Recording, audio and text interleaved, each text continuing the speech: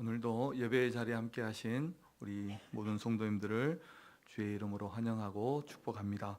우리 서로 인사하겠습니다. 주의 사랑으로 사랑합니다. 축복합니다. 고 하용조 목사님의 세븐 블레싱이라는 그런 책이 있습니다. 그 책에 보면 이제 우리가 예수님을 믿을 때 이제 받는 그 7가지 축복 권세에 대해서 쓴 책인데, 자녀됨, 그리고 죄사함의 축복, 해방됨, 치유됨, 의롭다 하심, 기도응답, 또 성령 세례, 이런 축복들을 이제 설교한 그런 내용의 책인데, 저는 그 제목만 이제 빌려왔습니다. 제목만 빌려와서 이제 한 7주 정도 이렇게 설교하려고 합니다. 다음 주는 맥주 감사절이니까 감사에 대해서 설교하고, 이 축복들에 대해서 설교하고, 내용은 다릅니다. 그래서 지난주에는 우리가 자녀됨의 축복을 살펴보았는데, 오늘은 죄사함의 축복에 대해서 설교하겠습니다. 오늘 본문은 이제 기독교의 구원에 대해서 아주 명쾌하게 한 구절로 잘 설명해 주는 그런 명확한 그런 구절 중에 하나입니다. 사람의 구원이 왜 필요한지, 그리고 우리가 어떻게 해서 구원을 받는지, 그리고 왜 하나님께서 우리를 구원하시는지에 대해서 말씀하고 있는 에베소서 1장의 한 구절인데, 아주 우리에게 중요한 그런 말씀입니다. 7절은 이렇게, 오늘 본문은 이렇게 말씀하고 있습니다. 우리는 그리스도 안에서 그의 은혜의 풍성함을 따라 그의 피로 말미암아 속량 곧 죄 사함을 받았느니라, 이렇게 말씀을 하고 있습니다.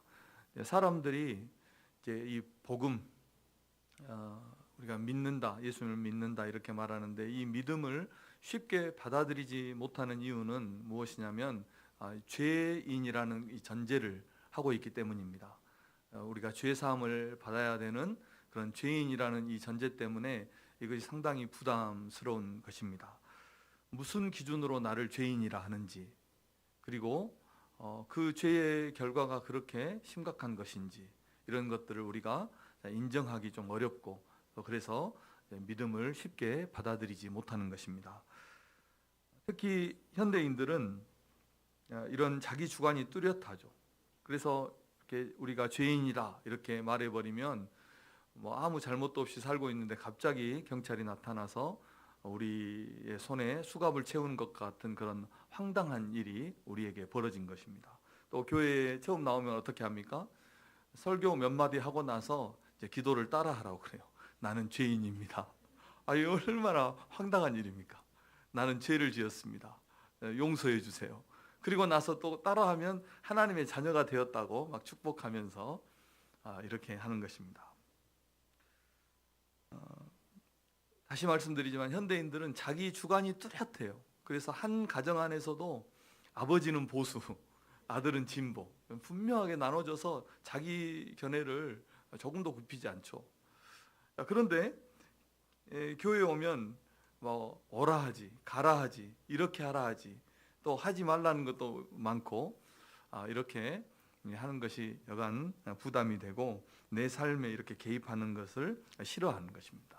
그래서 여간 귀찮은 일이 아닙니다.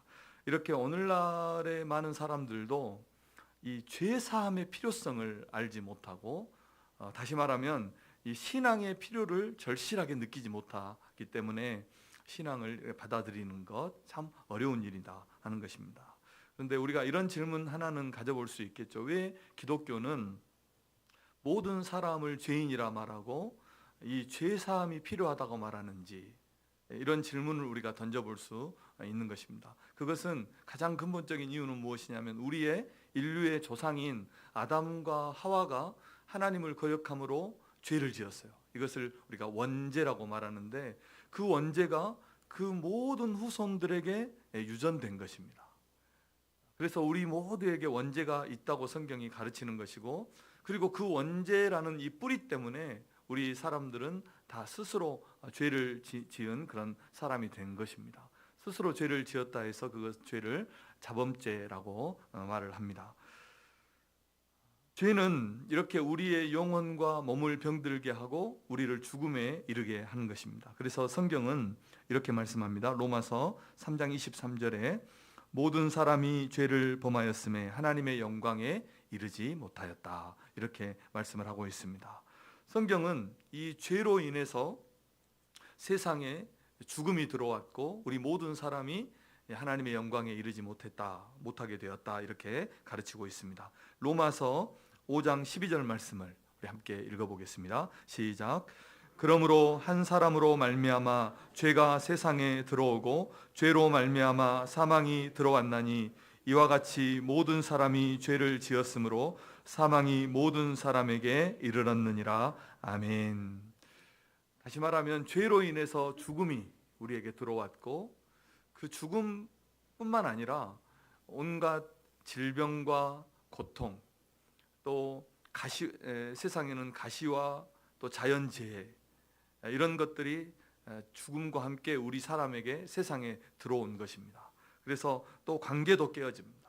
가정이 파괴되고 음행, 음란, 시기, 질투, 또 살인, 거짓, 사기, 욕심, 또 이런 우리 마음의 불안, 근심, 이런 온갖 잡다한 그 인생의 문제들이 이 세상에 들어오게 된 것입니다. 그 원인이 죄에 있다고 성경은 가르치는 것입니다. 그리고 이 죄는 남녀노소를 불문하지 않고 빈부귀천도 따지지 않습니다. 창세기 6장 5절에 보면 여호와께서 사람의 죄악이 세상에 가득함과 그의 마음으로 생각하는 모든 계획이 항상 악할 뿐임을 보셨다, 이렇게 말씀을 하셨고, 또 창세기 8장 21절에 보면 여호와께서 그 향기를 받으시고 그 중심에 이르시되 내가 다시는 사람으로 말미암아 땅을 저주하지 아니하리니 이는 사람의 마음이 계획하는 바가 어려서부터 악함이라. 내가 전에 행한 것 같이 모든 생물을 다시 멸하지 아니하리니, 이렇게 말씀했어요. 그러니까 사람의 생각이 항상 악하고, 그리고 그 사람의 계획하는 바가 어려서부터 악하다, 이렇게 성경이 말씀을 하고 있다는 것입니다. 그래서 죄라는 것은 아무도 알려주지 않아도, 누가 강요하지 않아도 우리 속에서 스스로 나와버려요. 죄는 우리 인간이 그만큼 부패해 있다는 증거인 것입니다. 로마서 7장 8절에 보면 참 어려운 말씀인데 이런 말씀이 있어요. 로마서 7장 8절에 한번 같이 읽어볼까요? 시작. 기회를 타서 계명으로 말미암아 내 속에서 온갖 탐심을 이루었나니 이는 율법이 없으면 죄가 죽은 것임이라. 아멘. 죄가 기회를 타서 계명으로 내 속에 탐심을 이루었다. 그래서 율법이 없으면 죄가 죽은 것이다, 이렇게 말씀했어요. 쉽게 예를 들어보면 제가 어렸을 때, 저는 이제 섬에서 살았습니다. 어렸을 때 그 시골에서 무슨 학생들이 무슨 죄라는 것을 얼마나 짓겠어요. 그때 죄라는 것이 이런 죄였어요. 서리, 닭도 서리해서 먹고, 닭 제가 목 비틀 줄 압니다. 바닷물에 털 다 뽑아가지고 닭을 서리한다든지, 뭐 밭에 있는 것을 이제 이렇게 캐서 먹는다든지, 이런 서리하는 것이 전부였어요. 그래서 잡혀도 그냥 굴박 한 대 맞고 끝날 정도, 이 정도 일을 하는데, 이렇게 살다 이제 중고등학교 시절이 되었는데, 그때 TV를 보는데 TV에서 도시의 학생들은 가스를 마신대요. 그러니까 가스를 마시는 게 무엇일까? TV에서 보는데 부탄가스 마시고 정신이 이렇게 해롱해롱 하는 거 있잖아요. 이런 뉴스를 접하고 나니까 무슨 이제 이유인지도 몰랐는데 이제 나중에 그것을 따라하는 학생들이 생긴 거예요. 섬에서. 이런 것이 있다 하더라 하니까 따라하는 거예요. 이제 이렇게 모방하는 범죄가 생기는 겁니다. 이 성경 구절이 이런 의미를 담고 있는 것입니다. 죄가 전혀 무엇인지 몰랐는데 이것이 죄라는 것을 가르쳐 주니까 그 죄를 가지고 각양탐심이 마음속에서 일어나는 거예요. 그래서 그 죄를 넘어서는 이런 범죄를 하는 것입니다. 그래서 세상의 법을 생각해 보세요. 어떻게 합니까? 이 법을 만들어서 제도화를 시켜놓지만 그것이 부족해서 또 법을 집행하는 경찰관을 두고, 그래도 안 되니까 2중 3중으로 금고의 열쇠를 채우고 범죄하지 못하도록 하는 것입니다. 그런데도 인간의 죄성은 그 모든 법을 무색하게 할 정도로 죄를 짓는 거죠. 법 위에 군림하는 거죠. 오늘날 세상에 일어나는 모든 문제의 원인은 사람에게 있는 것이고 그 사람의 죄에 있는 것입니다. 그래서 그것이 이 세상의 모든 문제의 근원이 된다는 것입니다. 자, 사랑하는 성도 여러분, 우리의 삶, 우리의 영혼, 또 우리 인생의 진짜 문제는 무엇일까요? 죄이지 않을까요? 우리 인생의 진짜 문제는 사람일까요? 환경일까요? 물질일까요? 그렇지 않습니다. 우리 인생의 진정한 문제는 죄라고 성경이 가르치는 것입니다. 오늘 우리가 설교의 제목이 죄 사함의 축복입니다. 그러기 위해서 우리가 이 죄 사함의 축복이 무엇인지를, 죄 사함이 무엇인지를 먼저 알아야 되죠. 7절 말씀을 우리 다시 한번 읽어보겠습니다. 시작. 우리는 그리스도 안에서 그의 은혜의 풍성함을 따라 그의 피로 말미암아 속량 곧 죄 사함을 받았느니라. 아멘. 이 죄 사함이라는 것은 쉬운 단어죠. 죄를 용서한다는 그런 뜻입니다. 그런데 오늘 본문에 보면 속량 곧 죄 사함 이렇게 말씀을 하고 있습니다. 그래서 이 죄 사함이라는 것은 이제 성경적인 용어로 속량이라는 그 단어입니다. 그래서 속량이라는 그 의미를 우리가 좀 더 깊이 이해할 필요가 있는 것입니다. 속량이라는 것은 구약에 보면 포로나 노예를 이제 값을 주고 사서 그 포로와 노예에게 자유를 준다는 그런 뜻이 속량이라는 단어입니다. 그래서 잃어버린 물건이나 또 속박되어 있는 사람들을 찾기 위해서, 자유롭게 하기 위해서 속전을, 돈을 지불하고 심지어는 생명까지도 지불하고 그 사람에게 자유를 주는 것, 그 사람을 사는 것을 속량이다 이렇게 말하는 것입니다. 그래서 이 속량이라는 단어는 구속, 대속, 대속물, 속전, 속량 이렇게 번역되는 성경에서 매우 우리 구원에 있어서 중요한 단어인 것입니다. 다시 말하면 속량, 이 죄사함이라는 것은 예수님께서 우리 죄를 대신해서 자신의 생명을 속량하셔서 대속물로 주셔서 우리의 죄를 용서하신 것, 우리를 구원하신 것, 이것을 속량이라, 죄사함이라 이렇게 말하는 것입니다. 그렇기 때문에 우리가 죄사함을 받고 죄사함의 축복을 누릴 수 있는 그런 성도가 된 것입니다. 무엇 때문에 우리가 죄사함의 축복을 누립니까? 그것은 우리가 오늘 첫 번째로 예수님의 피로 속량 죄사함을 받았기 때문인 것입니다. 우리는 예수 그리스도의 피로 죄사함을 받은 그런 하나님의 사람인 것입니다. 7절 하반절에 보니까 이렇게 말씀하죠. 그의 피로 말미암아 속량 곧 죄사함을 받았느니라 이렇게 말씀하는 것입니다. 예수님께서 우리 죄를 위해서 십자가에 대신 죽으심으로 그 피를 믿는 자, 그 피가 우리의 죄를 용서하셨기 때문에 우리가 죄사함의 축복을 받고 그 죄사함의 축복을 누릴 수 있게 되었다는 것입니다. 사람이 열심히 일해서 돈을 모아요. 돈을 모아가지고 그 모은 것을 가지고 값을 치르고 자기 집을 딱 구입했을 때 어때요? 얼마나 뿌듯합니까? 내 집을 혹은 내 기업을 내가 이루었을 때. 그리고 군인이 군생활 다 하고 나서 제대할 때 어때요? 세상이 내 것 같아요. 군인이 군생활 다 치르고 나면, 저는 30개월 군생활 했는데 다 치르고 나면 세상에 무엇이든지 할 수 있을 것 같고 세상이 희망차게 보이고 그런 겁니다. 그리고 우리 사람이 빚을 지잖아요. 큰 빚을 지고 살다가 그것을 조금씩 열심히 일해서 조금씩 갚고 그 빚을 다 갚았을 때 얼마나 후련합니까? 후련하고 이제부터 통장에 한 푼 두 푼 우리의 그 물질이 저축되어 가면 그 얼마나 뿌듯하고 기쁩니까?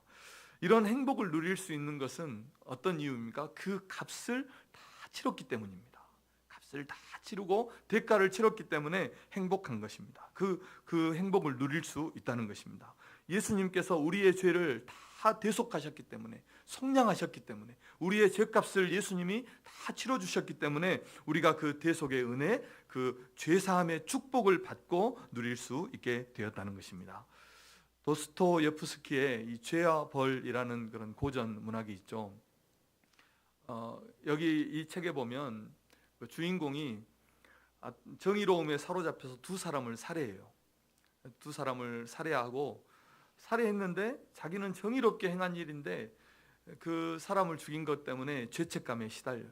죄책감에 시달려. 아무도 모르는데 죄책감에 시달리고, 그리고 이 죄책감이 갈수록 더해가는 거예요. 그래서 막 환각도 보이고 고민해요. 그런데 이것은 피할수록 더 죄책감이 늘어나고, 그리고 숨길수록 더 커지는 거예요. 정당화할수록 더 심해지는 거예요. 그래서 결국은 참다 못해서 자수하기로 이렇게 마음 먹고 가서 자수를 해요. 아무도 모르는데 자수를 하고, 이제 시베리아에서 노동교화형 8년형을 받고, 거기에서 조금씩 이제 삶의 변화, 마음의 변화, 또 삶의 희망을 발견하면서 끝나는 그런 소설입니다. 세상에는 죄의 공소시효가 있지만 양심의 가책에는 공소시효가 없어요. 공소시효가 다 지나도 사이렌만 울리면 어때요? 나 때문에 나 잡으러 오는 거다, 이렇게 생각하고, 공소시효 다 지났는데 40년이 지나고 50년이 지나서 자수한 사람이 얼마나 많습니까? 죄는 우리에게 이렇게 죽음을 가져왔고, 몸과 영혼을 병들게 하고, 또 수고와 슬픔과 불안과 근심 속에 세상을 살도록 그렇게 하는 것입니다. 사랑하고 섬겨야 될 사람들을 곁눈질하게 하고 미워하게 하고 그렇게 살게 한 것입니다. 전에 제가 알던 한 성도님은 저를 만나면 자주 했던 말이 있어요. 자기는 덩치도 이렇게 크신 분인데 자기는 세상에서 경찰하고 목사님이 제일 무섭대요. 얼마나 죄를 많이 지었으면. 우리 인생은 예수님께서 말씀하신 것처럼 아주 수고하고 무거운 짐을 진 인생인데, 그 모든 짐은 사실 죄의 짐인 것입니다. 그런데 우리가 이렇게 수고와 무거운 짐 아래서 벗어나서 죄 사함의 축복을 누릴 수 있는 것은 예수님께서 우리의 죄를 다 대신해서 십자가에서 죽으시고 부활하심으로 우리의 죄를 용서하셨기 때문인 것입니다. 자, 우리는 이 예수 그리스도를 믿음으로 죄 사함의 축복을 받은 것입니다. 자, 그런데 하나님께서 왜 우리에게 이 죄 사함의 축복을 주셨을까요? 그것은 하나님의 은혜의 풍성함 때문입니다. 두 번째로, 죄 사함의 축복은 하나님께서 우리에게 값없이 주시는 은혜인 것입니다. 7절 중반에 보면 이렇게 말씀하죠. 우리는 그리스도 안에서 그의 은혜의 풍성함을 따라 그의 피로 말미암아 속량 곧 죄 사함을 받았느니라, 이렇게 말씀했습니다. 그 은혜의 풍성함 때문에 우리에게 죄 사함의 그 축복을 허락하셨다는 것입니다. 사실 성경을 연구하는 학자들도 하나님께서 왜 자신의 독생자를 우리를 대신해서 십자가에 내어 주셨는지 설명하지 못해요. 정확한 이유를 잘 모른다는 거예요. 그래서 그렇게 하나님의 그 사랑이 우리가 이해할 수 없기 때문에 그것을 무엇이라고 말하냐면 하나님의 은혜라고 말하는 거예요. 마땅히 진노를 받아서 죽어야 될 그 사람을 하나님께서 사랑하시고 도리어 용서하시고 구원하셨다는 것입니다. 그래서 저는 이 은혜라는 단어를 얼마나 좋아하는지 모릅니다. 왜냐하면 저의 모든 삶을 짚어보고 돌아보면 모든 것이 은혜이기 때문입니다. 우리가 오늘 결단 찬양할 그 찬양의 가사처럼 정말이지 우리의 삶은 모든 것이 은혜예요. 우리가 이 땅에 태어나서 사는 것, 지금까지 우리의 삶, 그리고 내가 누려왔던 것, 지나왔던 모든 시간, 숨을 쉬는 것, 그리고 살아가는 것, 그리고 꿈을 꾸는 것, 아침에 해가 뜨는 것, 저녁이 오는 것, 모든 것이 하나님의 은혜인 것입니다. 그리고 이렇게 사랑하는 성도들과 함께 예배하고 신앙생활하는 것, 다 하나님의 은혜인 것입니다. 우리가 잘 생각해 보십시오. 잘 생각해 보면 우리가 살아서 숨쉬는 것, 우리의 가족과 이웃과 함께 이렇게 살아가는 것 다 하나님의 은혜라는 것을 우리가 깨닫게 될 것입니다. 무엇보다도 은혜 중에 은혜는 나 같은 죄인을 위해서 우리 주님이 나를 위해서 십자가 지시고 나의 죄를 용서하시고 나를 구원해 주시고 하나님의 자녀 삼아 주시고 또 주의 종 삼아 주셔서 주님의 복음을 위해서, 교회를 위해서 이렇게 주님을 위해서 사용해 주시는 그 은혜, 얼마나 감사하고 은혜입니까? 우리 하나님은 우리에게 이렇게 은혜를 주시는데 찔끔찔끔 은혜를 주시는 것이 아니라 풍성하게 우리의 삶의 모든 분야에 그렇게 풍성한 은혜를 우리에게 주시는 것입니다.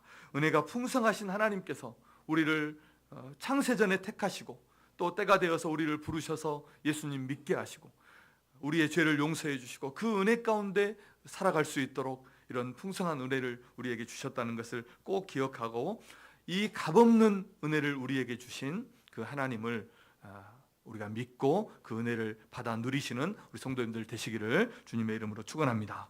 자, 그러면 우리가 어떻게 이 죄사함의 축복을 받습니까? 네, 오늘 세 번째로 믿음으로 받습니다. 한번 따라하겠습니다. 믿음으로 받습니다. 죄사함의 축복은 오직 믿음으로만 받는 것입니다. 에베소서 1장 13절 말씀 보니까 우리 함께 읽어보겠습니다. 시작. 그 안에서 너희도 진리의 말씀 곧 너희의 구원의 복음을 듣고 그 안에서 또한 믿어 약속의 성령으로 인치심을 받았으니 아멘. 그 세븐 블레싱 거기에서 하용조 목사님이 말씀하셨는데 이 7가지 축복에는 3가지 공통점이 있다고 말을 합니다. 첫째는 무엇이냐면 이 과거형이라는 것입니다. 이 축복이 전부 과거형이라는 거예요. 그래서 우리가 이제 하나님의 자녀됨의 축복에서도 살펴보았지만 하나님의 자녀가 되는 권세를 주셨다. 과거형으로 되어 있고 오늘 이 죄사함의 축복도 죄사함을 받았느니라 이렇게 되어 있다는 것입니다. 그래서 과거형으로 이미 주어졌다. 축복이 이렇게 되어 있다는 것. 그리고 두 번째 공통점은 이미 주신 이 복음의 축복과 권세가 그 권세를 얻는 열쇠가 믿음이라는 것. 믿음이라는 것. 그러면 우리가 7번 이 축복을 살펴보면 그 모든 축복을 다 믿음으로 받는다는 것을 우리가 미리 알 수 있겠죠. 그래서 이 축복을 얻는 열쇠, 이 능력을 얻는 열쇠가 믿음이라는 것. 그리고 마지막 세 번째 공통점은 무엇이냐면 이 복음의 축복과 능력을 받는 데는 자격이나 또 시간이나 방법에 아무런 제한이 없다는 거예요. 그래서 언제나 누구든지 믿기만 하면 이 축복을 받을 수 있다는 것을 이 3가지 공통점이 있다는 것입니다. 자, 우리가 하나님의 자녀가 되고 죄 사함의 축복을 받는 단 하나의 조건이 있다면 그것은 무엇이냐면 예수 그리스도를 믿는 것이라는 것입니다. 예수님이 우리를 대신해서 십자가에 죽으신 것을 믿기만 하면 그 하나님의 축복이 우리의 것이 된다는 것입니다. 그 믿음을 의로 여기시고 우리의 죄를 용서하시는 것입니다.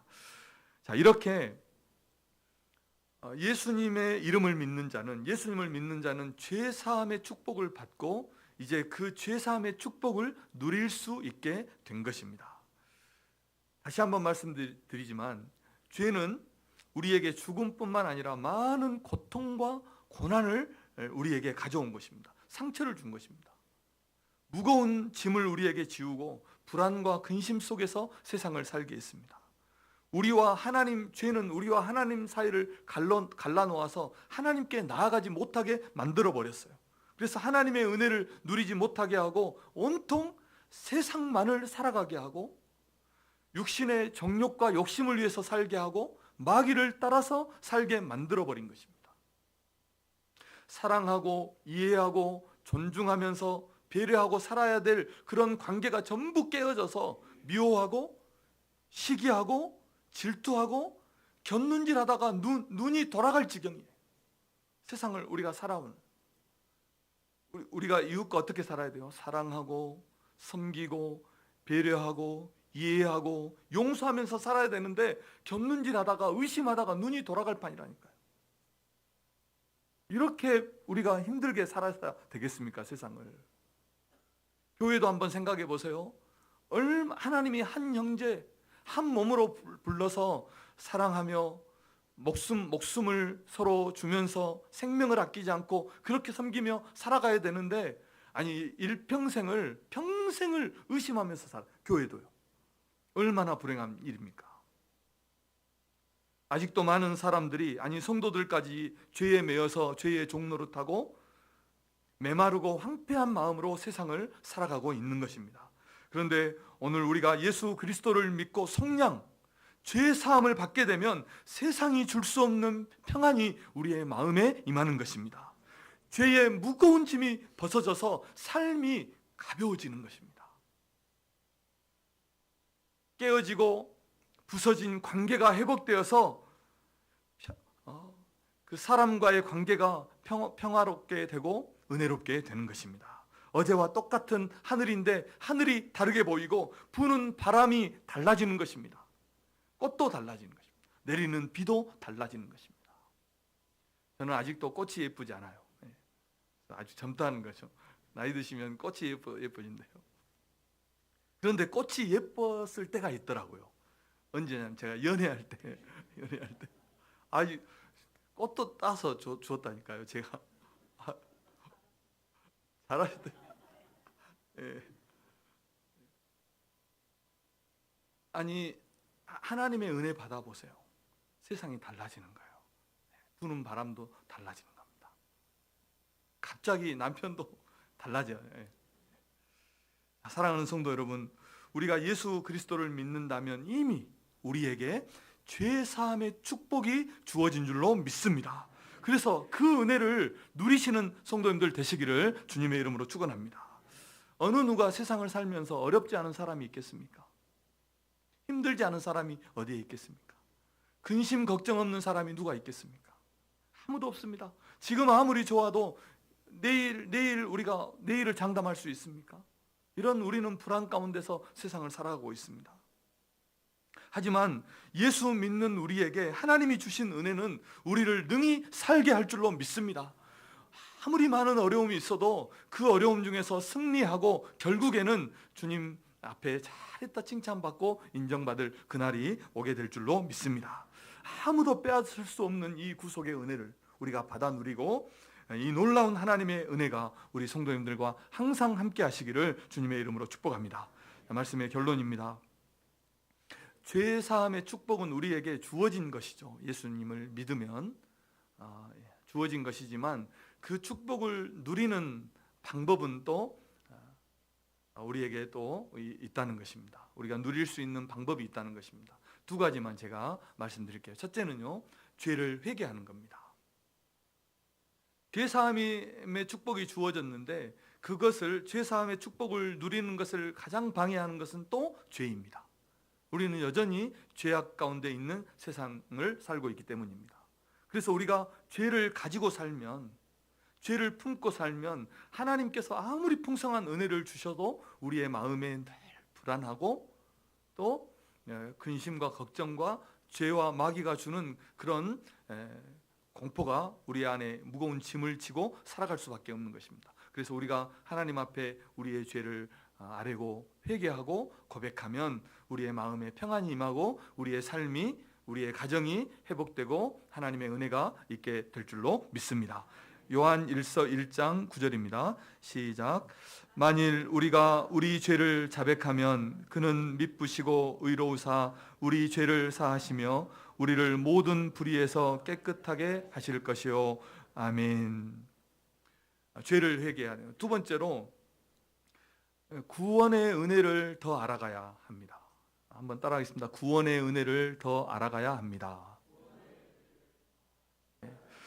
더 알수록 더 많이 누릴 수 있고요. 더 확실하게 할수록 더 확실하게 누릴 수 있는 것입니다. 어린아이는 어떤 이상한 아저씨가 나타나서 그냥 뭐 줄게 하면 따라가죠. 어린아이들은. 그런데 조금만 성숙하고 조금만 고학년이 되면 이제 그런 것에는 속지 않게 됩니다. 무디는 우리가 천국에 가면 꼭 한 가지 후회할 것이 있다고 했는데 그것은 천국 창고에 우리가 구하기만 했다면 얻을 수 있는 그 능력과 축복과 은혜가 가득 차 있는데 우리가 그것을 이 땅에서 누리지 못하고 받지 못하고 알지 못하고 그렇게 살아간 것을 천국 가면 후회하게 될 것이다, 이렇게 말을 했습니다. 제가 배드민턴 운동을 하는데요, 요즘 이제 나가서 하면 그 구장에 총무님이 계셔요. 총무님이 계시는데 그분이 이제 처음에 배드민턴을 배울 때 이제 빨리 배우고 싶어서 코치에게 이제 레슨을 받는데 오전 오후에 2번 받았대요. 다른 코치에게. 빨리 A조 가고 싶어서. 자매인데 그러니까 지금은 형제들하고 운동을 해도 뭐 그 실력이 비슷비슷해요. 우리가 신앙이 이렇게 어떻게 합니까? 신앙이 성장하고 하나님의 구원의 은혜를 더 깊이 알수록 더 하나님의 은혜를 더 풍성하게 누리게 된다는 것입니다.